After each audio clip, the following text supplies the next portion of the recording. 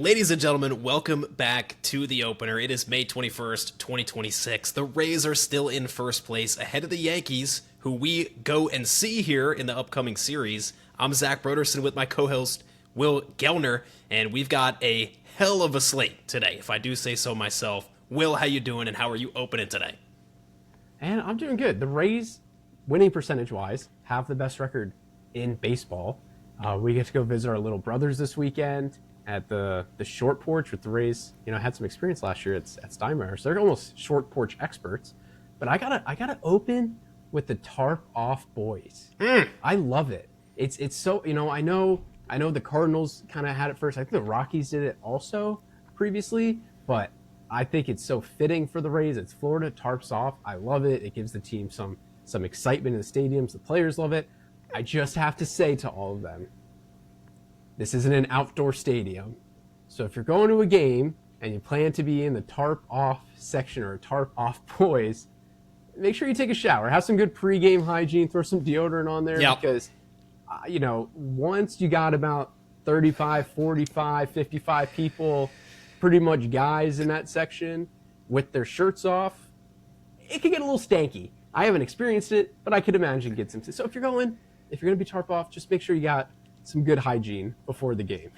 Yeah, let's respect our neighbors here, okay? But no, I mean, what a trend out of nowhere. And so I was at the game against the Marlins last weekend, and it was before any of the tarps off happened, and I feel like the entire stadium environment changed in like 4 days. Because we were watching Wednesday against the Orioles, comeback victory. The guys are doing the tarps off, they're chanting every player's name, and the environment sounded like it was a packed house at the Trop, watching a Wednesday 1 o'clock game.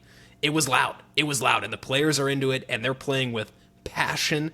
And I think I have figured out the Tampa Bay Rays and why we're so good. And I'm going to get to that in our second section. Okay, so look forward to that, because I've got something cooked here. Okay, for the opener here, the opener and the opener only. You're not getting this anywhere else. But before we do that, it was a big day today off the field.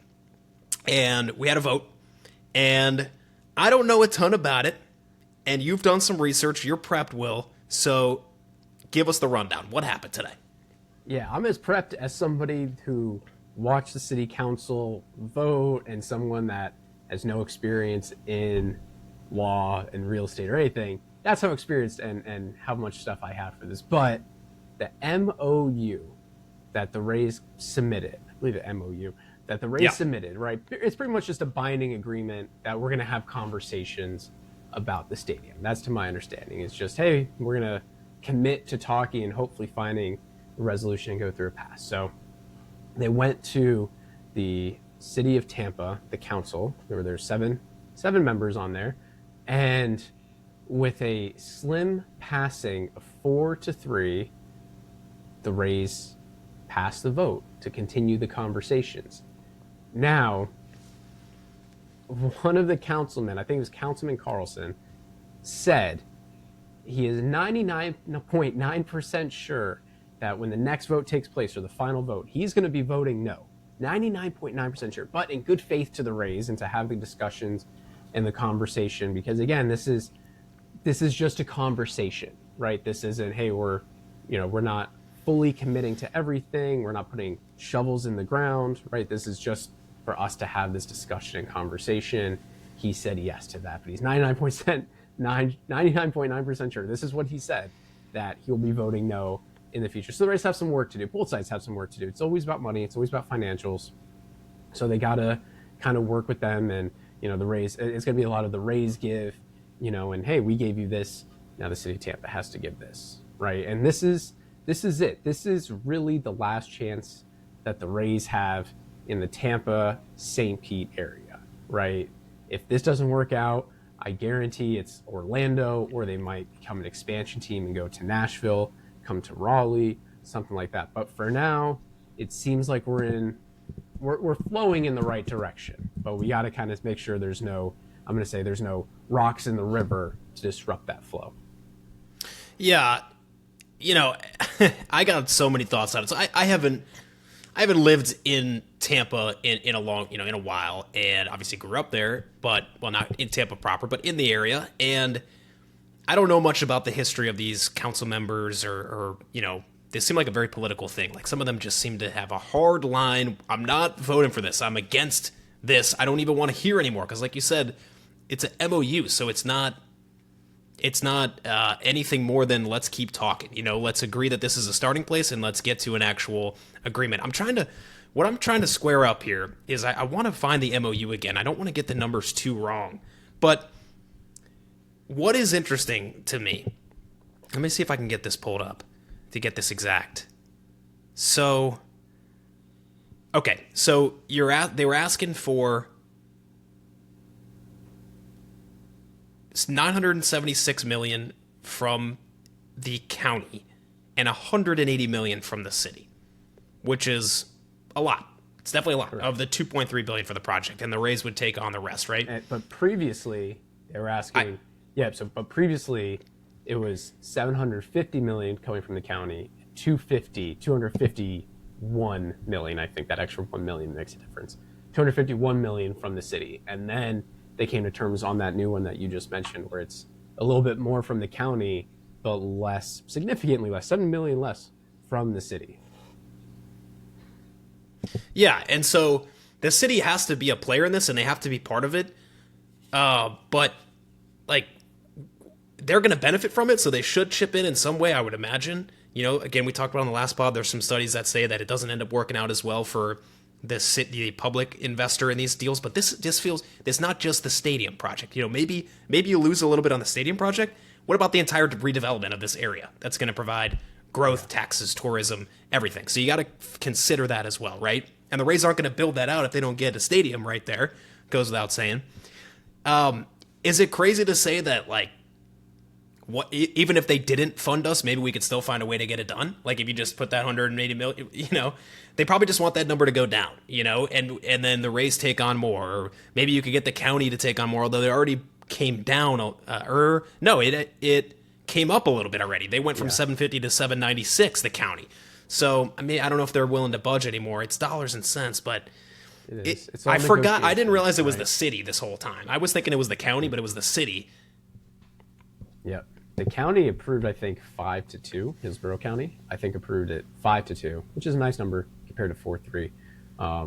But yeah, it's all, like you said, it's all dollars and cents now. It's all about the money. And I'm sure Tampa, it's kind of weird that you have a city that has a team like the Lightning and a team like the Bucks, but seem very hesitant when it comes to including the Rays in that group.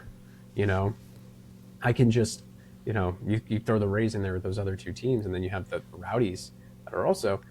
It turns into a booming city. It turns into one. When you look at cities like Boston, right? They got their three big sports teams in there, right? You look at, I guess you could look at Colorado. They actually have three sports teams there, right? They got the Rockies, the Avalanche, and the Nuggets, right? So you kind of want a city that has those three teams. And the Broncos, yeah, I totally forgot football. Yep, so they got their four teams there. So I think when you're looking at it, it would be stupid for Tampa to not have this deal go through. That's as simple as put it, right? For Tampa to basically give up the Rays, knowing that the Rays will go to Orlando. Probably that's the first option, is going to Orlando. They're so ready to get them, and if more issues with Orlando, I'm sure Nashville will drop as much money as they want to get a Major League Baseball team. Yeah, so I guess the good news is it did pass. It's just some of the context around it, with one of the yes voters saying that they're going to vote no on the next one, 99.9%. But hey, that opens up a little window. You need the 1 in 14 million like Doctor Strange. Hopefully we got a little better odds than that. I still have a lot of trust and faith in our owners, and it's too far to think ahead, but like, I don't know. I'm not even going to mention this where I was going to go with that, but let's just hope they can work out. Let's just hope they can work this out, because if the Rays aren't in Tampa, that's going to be a really heavy blow for all of us. Yeah, 100%. I think, and I hate to say it, but I really don't think that the Rays fans have much influence on it either. I think that it's to the council and the city. It's all just money. They don't care about, and political lines. Exactly. Right? Like money and political lines. Because like I said, I don't know much about these individuals who are voting, but I was reading on Twitter and Reddit thread, all that there's a couple just kind of staunchy voters here that are not going to budge. So if 4-3 is all we need, then maybe we can make that happen. But Yeah, I don't know. It felt like a little bit of a body blow today. It's tough when one of those four in that 4-3 said they're 99.9% sure they're going to vote no in the future. So Yeah. We'll just see what happens. That's all we can do as Rays fans, right? Yeah. You're right. So I guess I'll try to remain, optimistic, but it just that's how I'm going to choose to be. But it felt like a blow today. So I don't know. It technically passed, but still felt weird. So Okay. Well, thanks for paying attention to that today and helping fill me in. So let's get to the team. Let's get to some things on the field, and kind of set the table with the fact that the Rays are 33-15, 4 games up front. You mentioned we have by win percentage the best record in the MLB. We're 8-2 in our last 10. I think it's 20 of our last 24. Something absolutely like that. Nuts like that. Yeah. We sweep the Orioles, including we talk about the run differential and how at one point we were like 10 games above 500 with a even or even slightly negative run differential. And I said on that pod, okay, yes, but we haven't had the chance yet to blow out some teams. And now we've had that chance, and I'll try to get it pulled up quickly here, what our run differential is at now, but it's something like plus 40 now, right? So Yeah, I think all it it's takes like is a couple of 42, blowouts. 43. Okay? Yeah. Like we blew out the Orioles. Who was their starter that day? It was, Rogers? Yep. So I got him in fantasy.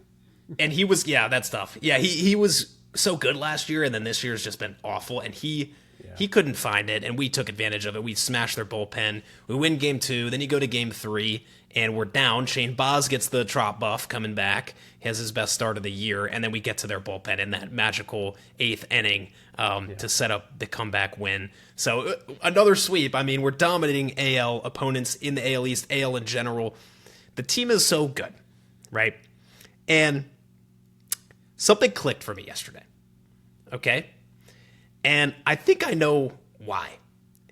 Now, I'm going to focus offensively on this, okay?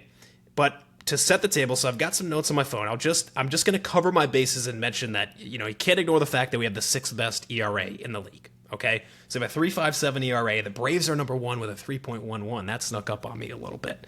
That's why they're up there as well. So we're 6th in ERA. So I had to mention that just to put that out there.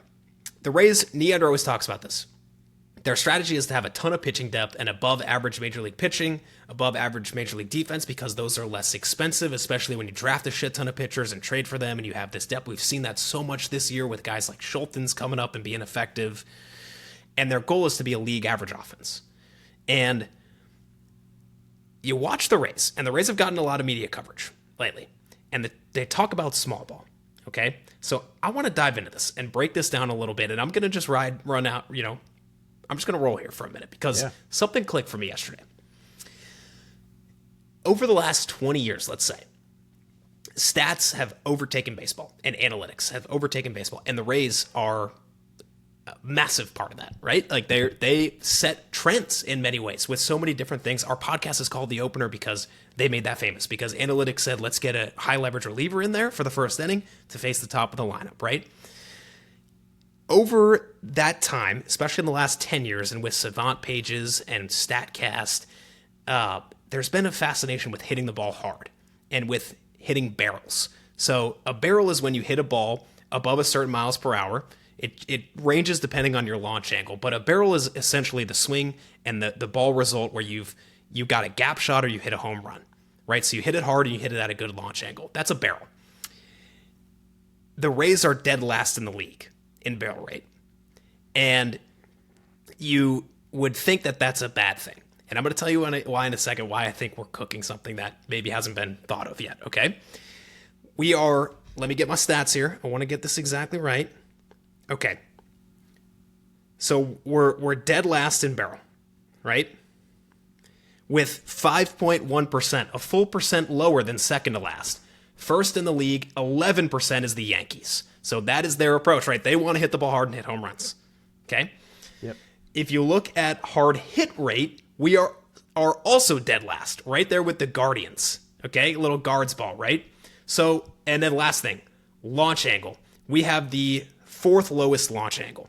So we're doing everything opposite of what somebody 10 years ago who was talking about stats and trying to build a team says you should do. Yeah. Hit the ball hard, hit it high. Yeah. Exactly. Okay. So you would think this is bad. How the hell are the Rays? Let me get my stats up again because I want to be accurate on all this. Okay. So how the hell then are the Rays 8th in runs scored? Top 10 offensively, 8th in runs scored. Right. Here's what's clicked for me. So it's all a shift, and it's a big push and pull. When pitching does a certain thing, hitting reacts. When hitting does a certain thing, defense reacts. So when you see the transition into power and barrels and launch angle and bat speed, right? The outfield has changed significantly over the last 10 years. You don't get shitty defenders in the outfield anymore. You have athletes in the outfield. Take a look at some of the outfields that we put out in certain games. Chandler Simpson in left, who's become one of the best defensive outfielders, elite range, right? Cedric Mullins in center, who's an above average, bona fide, may not be in his prime anymore, but like bona fide good center fielder. Johnny DeLuca in right, who is probably better than Cedric Mullins is in center field. That is a no-fly zone, okay? So you've got athletes in the outfield. I'm cooking. Stay with me, okay? What else do you have? You have all the stats and all the game plans of where everybody hits the freaking ball. So you have positioned all your outfielders better, okay? What are you trying to prevent in the outfield? Extra base hits, barrels. So you've got athletes in the outfield who are better positioned, which means that a barrel is significantly less valuable. Hitting the ball hard and in a good spot, unless it gets out of the ballpark, is significantly less valuable than it was 10 years ago. So here's a bright idea. What if we hit the ball softer? That is what I think the Rays are doing. So first of all, bunt hit, that's not in the outfield, but that's the softest hit you're going to get. Okay, right. So there's no doubt that's impacting our stats. But what does everybody in the bottom of our lineup do? They bloop shots all over the field. Ben Williamson, Chandler Simpson. Who else am I missing here? Taylor Walls, Taylor Walls. Taylor Walls, thank you. Hunter Fiducia, Nick Fortes. These guys don't hit home runs, really. Like Fiducia got his first career, so shout out to him. So here's a bright idea. Let's stop trying to, it's great if you run into a hard hit ball and you hit it out, that's awesome. But why not just take a whole field approach and hit it in front of the outfielders for a single instead of it? You might do everything right as a hitter. You're incentivized to hit the ball hard in the gap or out of the park. And it gets caught unless it goes out, right? So let's just drop it in front of them. So last point I'll make. So here's how this recipe works, right? Let's say that 7, 8, 9 are leading off the inning. Cedric Mullins leads off. He bunts for a single, okay? Your 8 is Hunter Fiducia. He bunts again or slaps one into center, okay? Or, whatever. You got runners on first and second with nobody out. Your 9-hole hitter, let's just say he bunts again and gets out. You now have runners on second and third, and you've only forfeited one out, and you haven't hit a single barrel. You haven't hit the ball hard a single time. You've hit it soft the whole time, right? Maybe it was Walls in the 8-hole or the 9-hole, right? Now you've turned the lineup over to Chandler, Junior, Aranda, and Yandy, the guys who can do damage and hit the ball hard and know their approaches.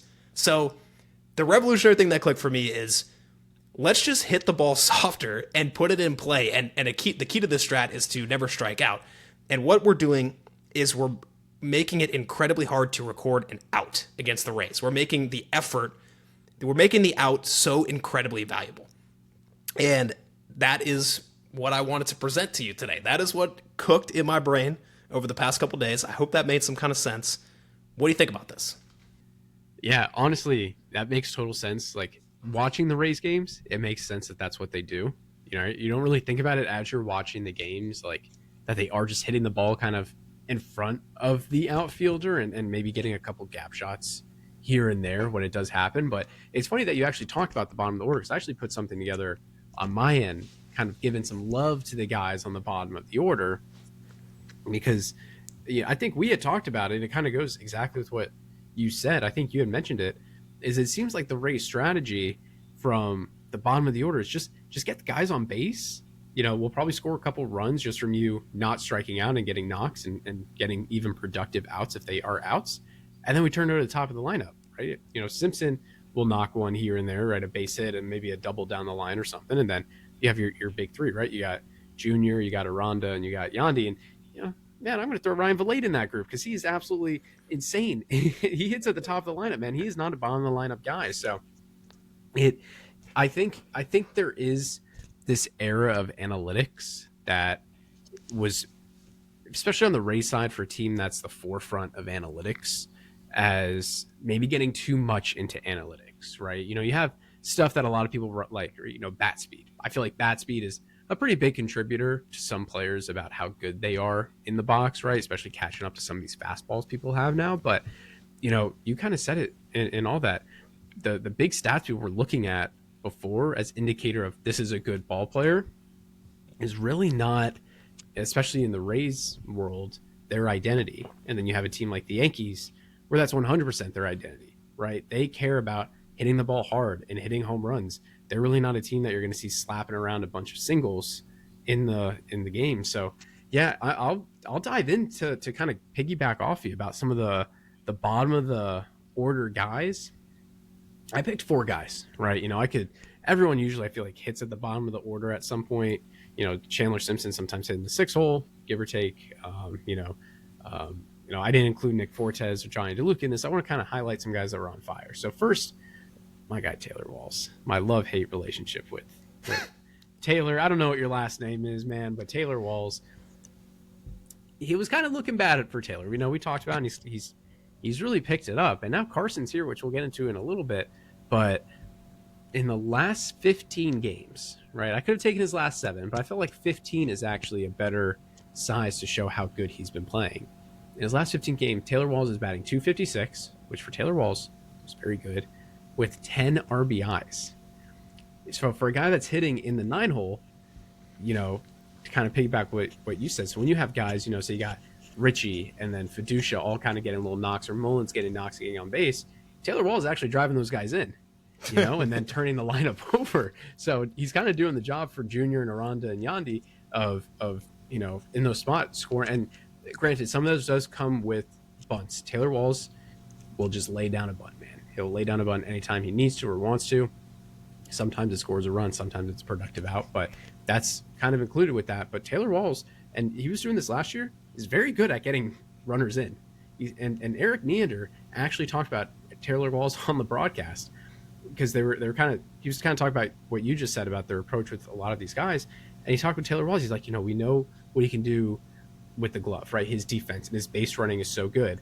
And we don't need him to be hitting, 350 foot, 400 feet home runs or hitting the ball 110. Just get on base, just get on first. And then, everything else will play out. So he's been doing pretty good. Richie Palacios is, oh my God, him and Taylor Walls might be the 2 luckiest players in the Rays infield, right? Obviously, Taylor Walls has that job because Wander Franco is, his own kind of guy over there. And then Richie Palacios is, the cemented left-handed bat at second base because Gavin Lux just ain't healthy. He's got something wrong. So his time looked like it was dwindling, and now he's here to stay. He's batting in his last 7 games. He has a .360 batting average with a .429 on base percentage. So he's getting hits and he's getting walks. He is absolutely seeing the ball as good as anybody could see. And obviously he had that big hit against the Orioles. And I think he went on Twitter because I blacked out. I had no clue. That celebration was unbelievable. You know what was crazy too? That was a 3-0 pitch that he swung at. And he's a plate discipline walk guy, and he said, "Screw it. If I get a heater, I'm gonna rip it." And he thought he popped it up. He didn't even know, and he lined it right in there into right. Aranda comes home, and we take the lead. And like you said, not something that you have to be, a hard hit ball into the gap. Nothing off. You just dropped in front of the outfielder. Right? Exactly. And you get your runs to score. And wait, before you go to the next one, and we pulled off the sick play that everybody learns in like 12-year-old Little League when they we stole second, threw down to second, and then Valade ran home. I mean, that's such a ballsy play. I feel like if you're playing a team like, let's say the Guardians, you could maybe expect that in the Guardians. Yankees probably not. The Blue Jays, they're probably not going to run that. But with the Rays, you should 100% be expecting that. In what world are you not expecting the Rays to do something? And part of it is because I think you could see that it seems like Major League defense coaches and just management aren't coaching these plays anymore, right? What do you do on first and third when someone lays down a bunt? Do you throw it home? Do you just get the out at first? Do you throw it a second? What do they do when there's a guy, kind of stealing second and a delayed steal to home? It seems like they're just not practicing those plays, and the Rays are just kind of going back to, why don't we just do this? What's the difference between, I would rather just bunt and get you on second rather than taking the chance of grounding into a double play. Yeah. Right? It was the perfect play because of what you're saying. Like, no, you weren't expecting it. People don't really do that. And I think part of it, okay, everyone's got the scouting report on all the players.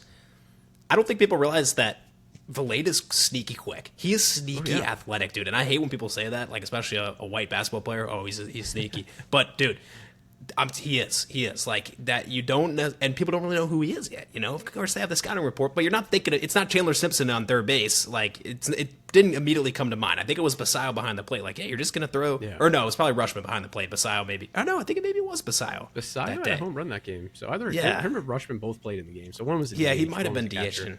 Yeah. But anyway, back to you. That was just an electric sequence of events. Yeah, I could talk about Ryan Valade nonstop. I think he has been probably like the Rays. It seems like the Rays have those Rays players again, right? Like we always talk about on the pod, right? Who do we always talk about on here? 2018 Joey Wendell, right? Like just a Rays guy. Even Ben Zobrist was a Rays guy. Can play all these different positions. He was the Rays guy. He might have invented the Rays guy.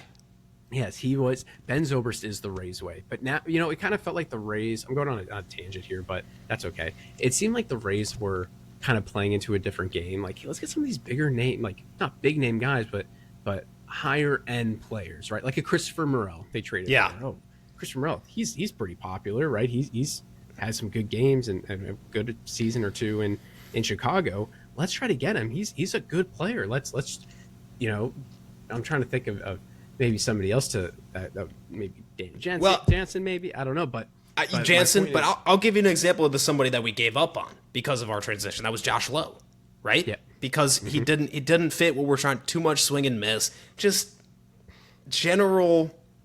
Didn't like the vibe that was there with Lowe. There's Lowe. Yeah, like I said, I still get my lows. They're not even on the team anymore. I still get it messed up. You would think anybody, we should be able to get it, right? But you give up, and you're right. Like we don't want to strike out like ever again. Except Ronda strikes out a little bit. Junior strike out a little bit. He's brought that down a lot. But we gave up on guys like Morel and Lowe to get contact hitters in here. And I guess you got Cedric Mullins. So all right. Anyway, back to you. I'm getting on a tangent now.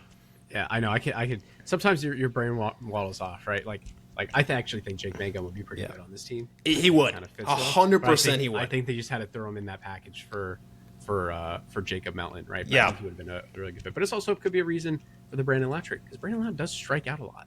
Yeah, he has that power, but he does strike out. So and the defense was, but plus you're going to lose him. I mean, all right, sorry, this is really quick. Even though I said all this, which I believe, like what our strategy kind of is, like. We don't need to hit the ball hard unless your name is. We would love it if you do, but you need to know who you are. And I'm not going to ever make a blanket statement. Like, even though that's our identity right now, the Rays still get guys with different identities and molds and let them be themselves. Like, we want them to become the best version of themselves. Like, Jacob Elton, he's going to strike out. He's not really a contact guy, but he's got great defense and speed. And you're going to let him become the best version of himself. The Rays are always good at doing that, but it seems like they're trying to do a little bit less of the pull the ball in the air, that whole thing, and just a little more contact and not striking out.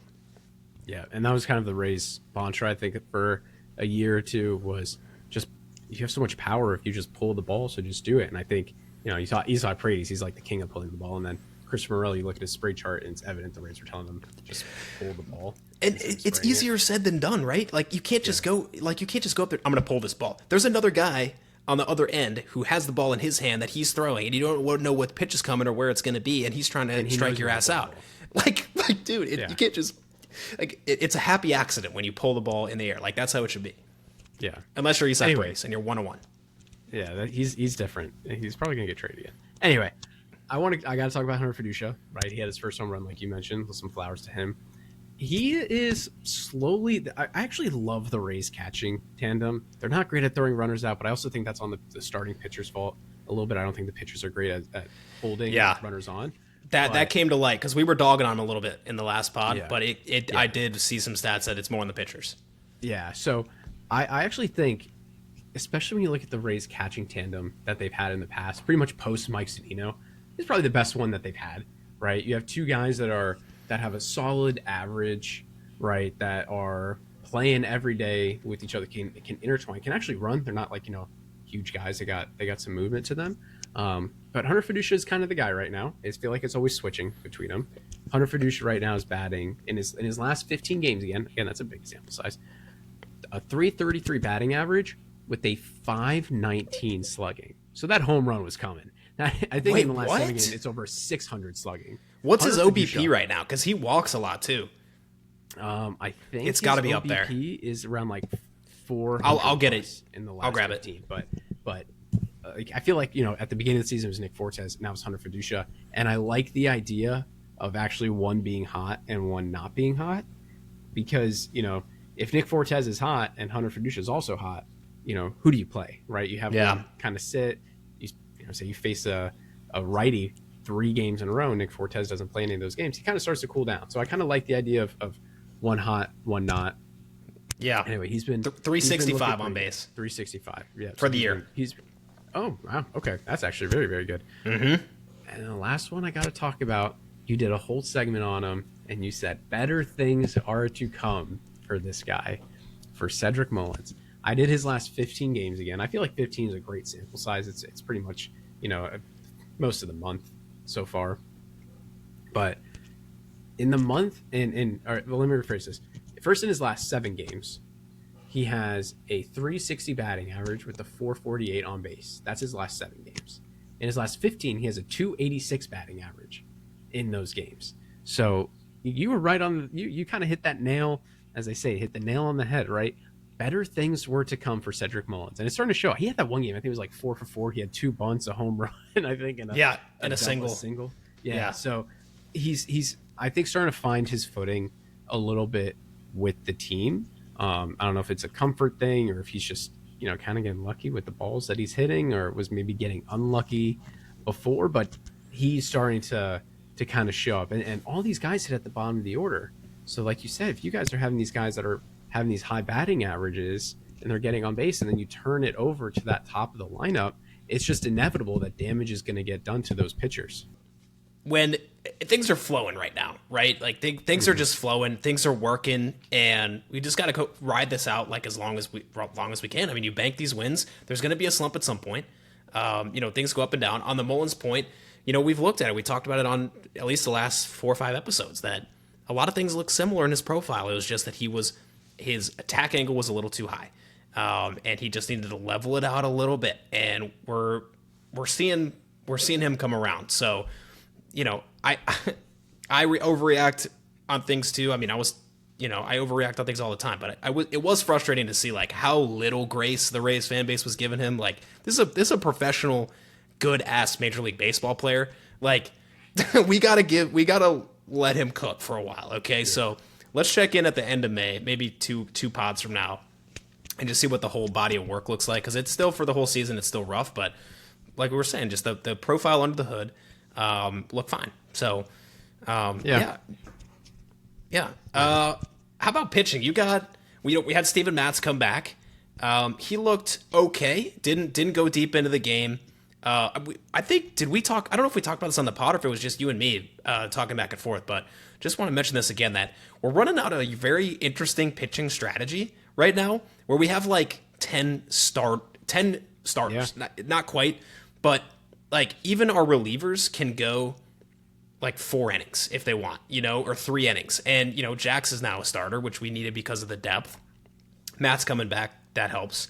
So there'll probably be some movement coming as more guys are coming back and whatnot. But it's so, you just don't know what's going to happen. Like maybe Seymour's going to open. Maybe he's going to close. He literally did the same thing within the last 5 games. Maybe even less than that. He opened and then he closed with, and then you have Schulten's doing those bulk innings, so you can piggyback off guys. You've got really anybody in the pen can go at least 2 innings besides Brian Baker, and Clevenger. Those are like the 2 guys that do 1 inning. And if you needed Baker to get a 4 out save, he would do it, I'm sure. So it's just so fascinating. Like, I'm having so much fun watching this team because you don't know what's going to happen next. You just don't know on anything. Is it going to be a bunt? Is it going to be a home run? Is it going to be a steal? Is it going to be, a double steal? Is it going to be a hit and run? Who's coming in to pitch? How many innings is this guy going? It's so much fun right now. Like, it's been a blast. The 2026 Rays, you'll never take this away. I don't care what happens the rest of the year. What a blast this has been. I know. It almost makes me think about what was it, June or July of 2025? That nice little month that we had. Yeah, this team it was feels May. different, right? It was May. It was May. This team feels different, right? They've been hot from the start. They have this, it's not that same thing. Like, oh my God, we're half a game out. This is incredible. This is actually a very good team. In terms of the pitching, I know there was a lot of questions that you had yourself. I think it was the very first or second episode of the pod, and I've kind of seen some people talk about it on Twitter, and that's the amount of innings that the pitchers can go. Obviously, in May, they're not going to have, Drew Raspin and Shane McClanahan really be consistently throwing 90 plus pitches. Even like, I think 85 plus, they really don't want to be doing. So the question is, where are these innings going to be coming from? And you kind of just hit it. A lot of these relievers are just going multiple innings. Kevin Kelly can throw 2 innings, no problem. Yeah. I keep saying, Biggie. I know we talk about it. Yeah. Biggie, he could go 2 innings. Legumina. Legumes. I call him Legumes every time. The Legume Man. That's the peanut key guy. Yeah, the peanut.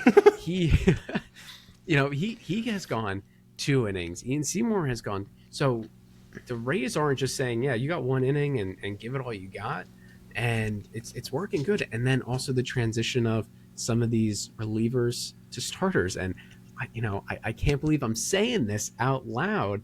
I dubbed Griffin Jax the king of the bumps. I did a full deep dive on this guy, about him, the innings he's, when he comes in the innings and he just isn't good. The Rays, I know people talk about Rays devil magic. This one is true because Griffin Jax was not good. And somehow you say, hey, Griffin, just go. Why don't you just go pitch 5 innings?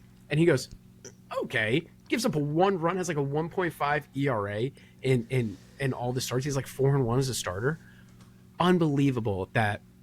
And it kind of just shows what the Rays are, right? They did it with Drew Raspin and Zach Littell. They did it. Yep. Jeffrey Springs, they did it. So they know how to do it. So you have him. You have Jesse Schultens for some bulk. You have Joe Boyle that's in Durham right now, and you got Englert in Durham too. That's another starter. Yeah. So you have all these guys, and knowing the Rays, they're definitely going to trade for somebody else again. They're gonna just pick up some minor leaguer. Say his name. That can just say his name.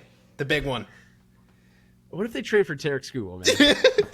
I mean, come on. The Tigers are ass. There's a world where the Rays, and it's a rental, right? So it's not like the Rays are going to be something where it's like, oh, we're stuck on the hook with It'd be like $10 million. It'd be like 10, 11 million for Skubal for 2 months in the playoffs.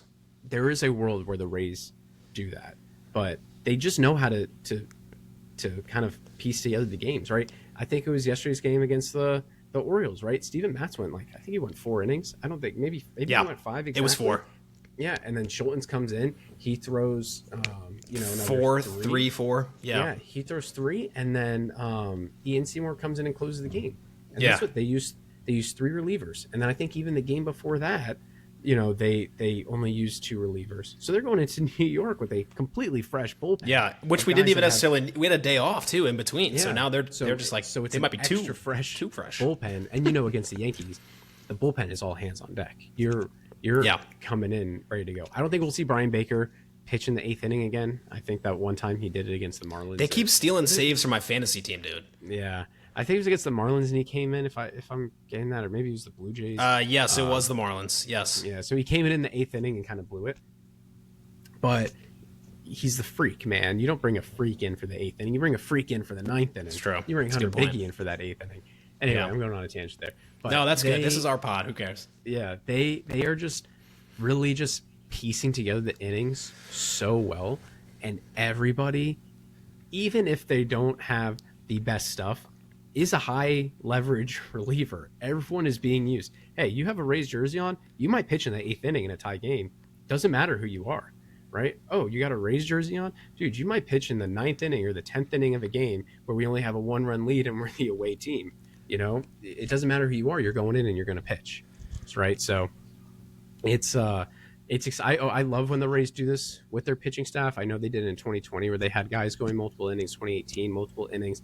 I think that's when the Rays bullpen is really good. Is when they can have multiple guys that go multiple innings, because it just gives them so many options down the line. We talked a little bit about trade stuff. Two pods ago, maybe like a couple targets. We talked about Buxton, which would be interesting. We talked about maybe some shortstops if we don't like Carson Williams, so we'll get to in a second here. We were talking about some things. We have our farm system is going nuts right now. Okay, that's great. Not every one of those players is going to turn into a good major leaguer. I'm just going to pick a random name. Flewelling. He's going nuts. There is a long ways away from who he is right now to 5 years if he's going to be an everyday really good catcher. Maybe he comes up before then, but I'm talking like, prime. Okay? Right. Some of these guys might be at their most valuable right now. So if I'm Eric Neander, I'm calling up the Tigers front office. Hey, how's Scooble's arm feeling? Right? We got a farm, dude. So it's like a win-win. Maybe, either we hit up on a bunch of these guys, or we can, in a year like this, if things stay the way they are, we could go nuts and go get a big-ass name. There's so many bad teams out there. And not to throw you off here, but you have to also remember the Rays have the second pick in the draft this year. So yes. Right, if they want to trade a catcher, they could just get the catcher. I forget his name. God. John Vaughn or something. Vaughn Lackey from Georgia Tech, right? Or if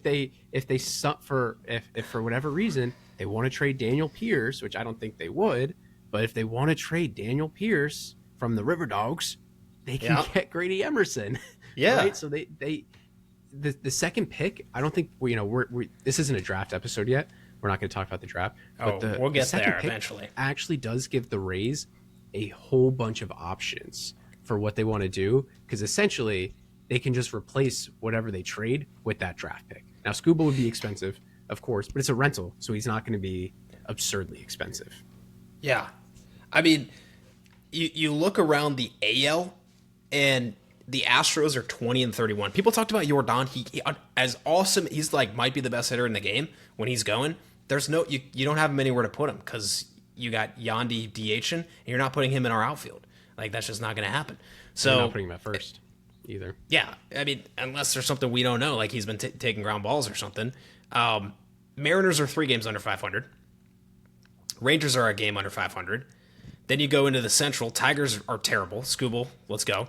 Royals are awful, but I don't really know who you take from there because they locked up Garcia. They're not going to trade Witt. I don't know. I have to look into the Royals a little bit. Yeah. Twins are 4 games under 500. That's why we talk about Buxton. So, I mean, you maybe even go trade with the Orioles and Gunnar Henderson. Are we ready to give up? O's? I mean, this core's not working. Are we ready to give up and trade Adley? Yeah. You already extended Basayo. Yeah. Yeah. It could be worlds there. This trade deadline has me aged up already. Like, this could be a special deadline, or even before the deadline. When the Rays are a good team, and I'm not just talking about, when they're a game or 2 out of first place and, they kind of been hovering around 500, or maybe they're 5 games over 500, the front office knows when it's a good team. And they will go and make a big trade, right? They traded for Nelson Cruz, which was a huge deal. They traded for that Aaron one hurt, Savali, though, which in hindsight. They haven't worked, sure. Like, Aaron Savali was not very good with the Rays, and Nelson Cruz really didn't provide what you'd want him to provide for the team. But the Rays still, when they know they have a good team and they know they have a shot, they go out and they spend. They tried to get Ohtani, goddammit. They tried to get Ohtani. That's been going back around again. They traded Matthew Liberatore. He was a top pitching prospect. For Nelson Cruz, they traded Joe Ryan, another top pitching prospect. I forget who they traded for Aaron Savali. Kyle Manzardo, right? So the Rays will use their farm to trade, but only if they think that they're a team that year, And I feel like this is a team this year where they look at it and are thinking, we got to go make a move. And knowing the Rays, it's very possible they make this trade, probably their big trade, a week or 2 before the trade deadline. Because if you wait till the trade deadline, it gets expensive, right? You have guys bidding against each other. It's kind of similar to what the Giants did last year. Buster Posey going in early in the season, hey, give us Rafi Devers, not too expensive. You wait till the trade deadline. Rafi Devers is probably a pretty expensive piece because a lot of teams are looking for that DH first baseman. It's going to be expensive in about 4 years when Devers is still on that huge-ass contract and he's bad. So they're going to pay for it. They're bad. They're bad right now, too. I mean, there's nobody from that team I even really want. Maybe like a reliever. Willie can't hit at the Trop, so. Yeah, I don't want Willie back. I love Willie, but like, no, I'm good there. Man, I wouldn't be surprised if we made a trade a month from now, like mid to late June. If we're still one of the best teams in baseball, why not? Like, let's just get even better. Why not? Yeah, let's keep going. Yeah. So, all right, this has been a lot of fun. We're all over on some good stuff. Let's get back to a couple things we want to get before we get out of here. Carson is back up, and something's just not jiving over there. Like he's not really playing. I mean, it doesn't set up that well for him right now. He did play the game at second base, but got taken out in like the 5th inning. And then he pinch runs. Quick hook, right? Then he pinch runs in a late game situation, late game situation, pinch runs. There's 2 outs, forgets how many outs there are on a gap shot, into right center. Forgets how many outs there are, stops like at second, and thankfully still manages to get home to score the run. But dude, you're pinch running, you got one thing to do. Like, not a good look. And then we got this guy, Oliver Dunn, who we brought in, right? And, to fill in some more in the infield, which is concerning with Williamson, who's gone down. We haven't even mentioned that on this pod. He's injured right now. So you get Oliver Dunn, and you pinch run him instead of Carson. So, do you think Kevin Cash hates Carson Williams? I don't think there's a hate for it. I think Kevin Cash, I just think when you're looking at a team that is trying to win, and it's weird for me to say this, Carson Williams is still very young. I feel like if you're a listener of this pod, you think I'm a Carson Williams hater. I feel like I might be getting there. But you're trying to win, right? So Ben Williamson, I'll just quickly say it, he's on the 10-day IL with some back issues, right? So it shouldn't be too crazy, and they traded for this guy all done. Anyways, we continue. They traded Joe Rock for him. That's something that should be notable. They traded Joe Rock for Oliver lefty. One for one. Who do we have left? Who do we have that's left-handed in the entire farm? Anyone? Cam Boozer. Boozer. That's right. Yeah, Boozer. Okay. Anyway, so yeah, you bring up a guy like Carson, and he's been kind of playing around the diamond for Durham, right? He's still mainly playing short, but when you see him at second and third, a couple games here and there, you kind of get the idea that the Rays are just going to bring him up as soon as there's some sort of infielder issue. But yeah, you got that quick hook in the first game, like I said, like the 4th or 5th inning. As soon as a right-handed pitcher came in, he was gone. They put Richie right in there, and Richie was there the rest of the game. The pinch hitting one is a bad look for Carson, or pinch running is a bad look for Carson, right? Like you said, you have one job, right? It's probably the biggest point of the game, and you have one job, and that's just know how many outs there are and don't get thrown out on the base paths. And he almost got both of them wrong. He would have gotten thrown out at home if that was a good throw, and they kind of made the play. But it's just, it doesn't seem like Carson just has it going. Like we even saw it like when he went back to Durham, and you'd expect a player that got, he started the season, he had a good spring training, and then he started the season on the major league roster because of Taylor Wall's injury and had some moments and some energy. It just doesn't look like he has that in Durham. And granted, he probably pissed that he's in Durham. He probably thinks he should be on the major league roster. And he has a couple homers, right? He has some big stuff. But unfortunately, like with Carson, I tell you this all the time, is I feel like he does one thing good and then immediately it's followed by something bad every time. Like he'll get a single and he'll get thrown out going to second. He'll hit a double and he'll get thrown out trying to stretch it to a triple. It's just, I'm trying to find something to hang on to with Carson Williams. I think he's going to be another Curtis Mead, this top prospect, a great bat. He's a top prospect. The Rays, a top 100 prospect, but because of lack of playing time and not using the most of your opportunities in the majors, when you do, the Rays are just going to trade you off for Adrian Hauser at the trade deadline. And God, that would be so disappointing. I don't want the Rays to do it, and I don't think they will because they really don't have a lot of depth at shortstop past Carson Williams in Durham and in I think even like Bowling Green. I don't think they have like a big shortstop there, but not Bowling Green. Montgomery either. In Montgomery, neither of them have a big shortstop. The next shortstop up is Daniel Pierce. Yeah. So the Reynald Delgado.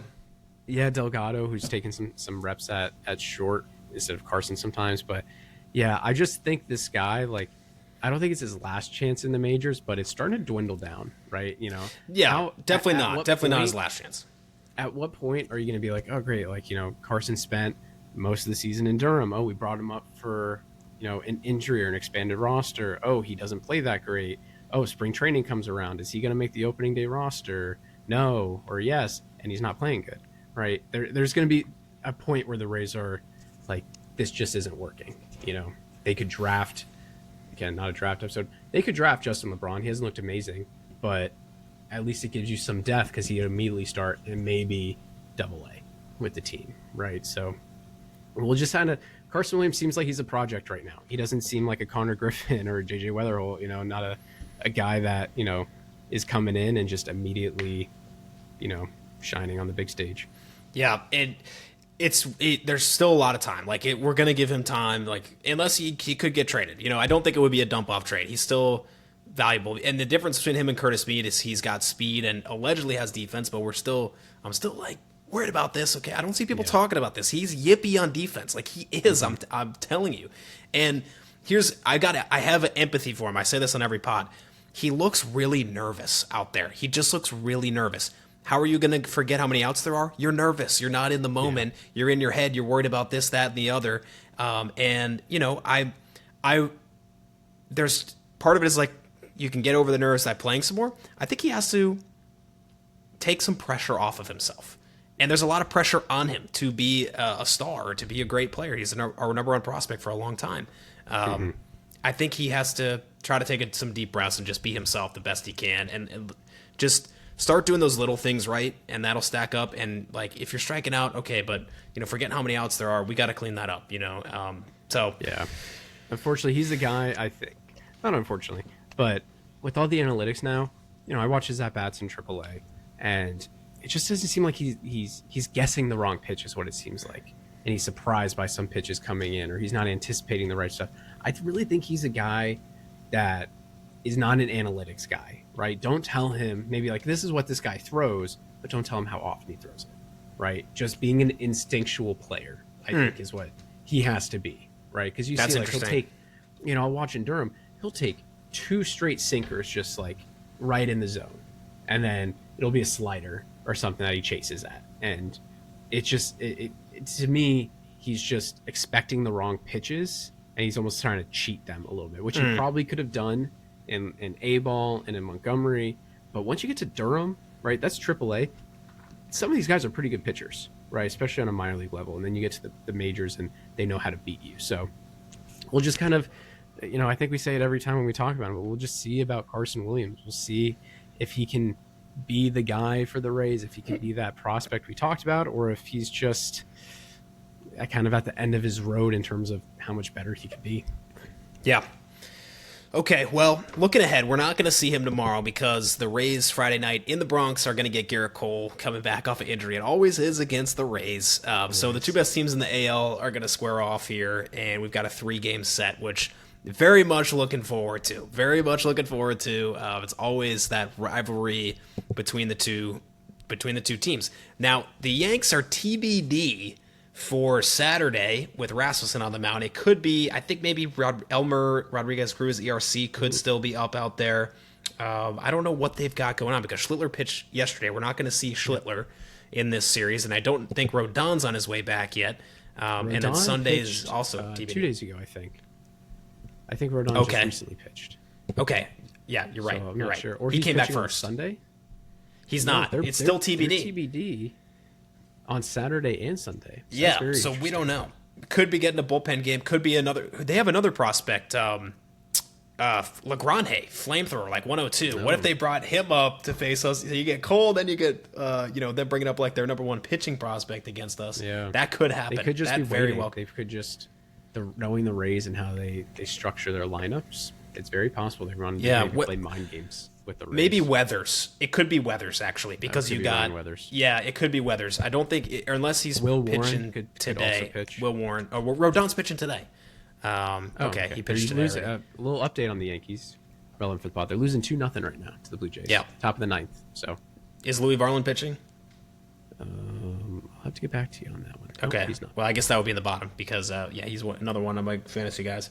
So, yeah, I wanted to look ahead. I mean, Rays Yanks, that's appointment viewing. We've got a special episode that's going to be coming probably Sunday afternoon. We've got a great friend of ours who's a Yankees fan. We're going to do a little banter, go back and forth with the two best teams in the AL. So, we try to keep it level-headed, but we'll see a little bit of banter going back and forth. And depending on how that series goes, if we sweep him, he might not want to come on the pod. So, no, we're just... Well, he has no choice but to come on, but it's always we good locked when him the in. Rays and the Yankees play, even when the Rays are a bottom team and the Yankees are a top team or vice versa.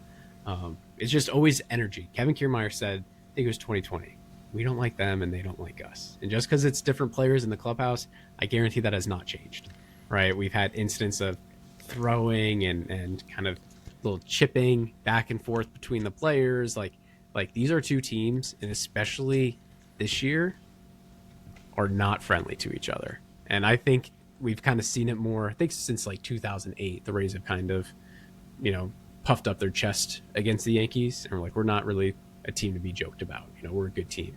And when you look at when they're the top two leaders, it's always a good feeling. I'm excited to see Garrett Cole. I kind of missed him in baseball. I think Garrett, I know he's a Yankee, but Garrett Cole, right? He's fun to watch and he's a good pitcher. So, we'll see how the Rays do against him. And then, I'm wondering if it is a bullpen game for the Yankees. I don't think the Yankees would do that because of kind of how valuable their bullpen is to them. You don't want to get to a Sunday in the game and your bullpen was used pretty harshly, especially when you think Garrett Cole might be on a pitch limit coming back. So we'll see what they got to do. But I'm excited for this series. I love when the Rays are going into Yankee Stadium. I feel like those games, win or lose, are just good baseball games. Oh, good 100%. Energy, good energy, good action. It's probably the series of the season so far. So tying a bow back to what I was talking about earlier in my I figured out the Rays section. Here's our matchup. The team with the least hard hit rate, the lowest hard hit rate, and the team with the highest hard hit rate. So who comes out on top, right? We're going to be putting that to the test this weekend. We came out on top on the Trop, but that's kind of like a dream world. So let's see what happens in the Bronx. Ask you, we're back at a short porch stadium. Yeah. The Yandy Diaz specialty. He's on a heater right now. He loved playing the Steinbrenner. You reminded me. He also he's pulled a couple of homers the past week. He and has. He just hit tanks. The bats are still in the air from his bat. He messed one up. He messed one up. He did. He never misses the pimp, and it hit the top of the wall. Mm-hmm. Yeah, he just missed it. The bats are still floating in the catwalks of Tropicana Field. But I got a question for you. Does Yandy say, man, I miss you, short porch, and maybe toss one or two over there in this series? Yes, absolutely he does. Yes. And I thought you were going to go a different way. Is this his time? Is this Chandler's time? Ooh. Does Chandler take Garrett Cole deep to lead off the game? Chandler's fly ball rate is up. So there is a world where, maybe it's up just long enough and just enough that he keeps it up.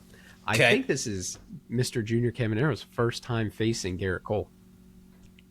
That would make sense. We'll see what he can do. I think it might be his first time because obviously last season he didn't face Garrett Cole, and he might have faced him previously in the regular season, but I can't remember if he did. So we'll have to look on that and report back in the next pod. They have not faced each other. No, so that'll be interesting. We'll see how, because obviously you got guys like Rafi Devers and Vladdy and G-Man Choi that are all over Garrett Cole. So is this his new menace of Junior Caminero? These are fastball hitters, right? And that's Garrett Cole's big pitch. So it's true. All right, while we're doing props, over under 2.5 errors between Jazz Chisholm and Anthony Volpe in the series. I'm so glad Volpe's back, man. It makes you feel good watching it. He's been good in the box. I hate their middle infield. I hate their middle infield. It's so funny looking at their middle infield and then looking at the Rays middle infield because it's just different.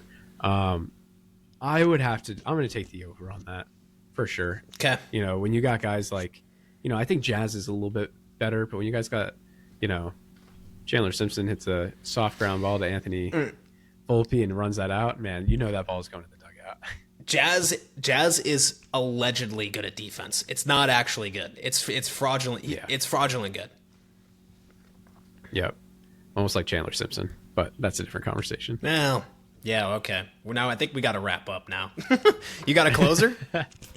I do. I wanted to bring up, I like closing out with some Rays history, right? You know, we talk so much about the current team, but it's always important to remember our past and where we came from. So I wanted to close it out with the year 2013. The Rays did something that you don't really see too often anymore, especially in a full 162 game season. The Rays played in a game 163. And they played against the Texas Rangers. And this was just to advance to the wild card, just to the postseason. Just little highlights of the game, nothing crazy. David Price pitched a complete game in that game. And our guy, Evan Longoria, went yard. So wanted to kind of touch on those. I know we got Longo's big day coming. I think it's in July. I don't think it's in June. I think it's July. And that'll be exciting. Can't wait to see the Rays retire his number and honor him as appropriately as they should. And I think once Longo's number is retired, they're going to start retiring some other numbers, right? Probably 13, 39, 8 here and there. 8, yep. Well, 5? No. Not yet. No, he's already retired somewhere else. There you go. Oh, man. All right. Well, thanks for joining us on the opener. Will, good work. We'll talk to you soon. Peace. Raise it up.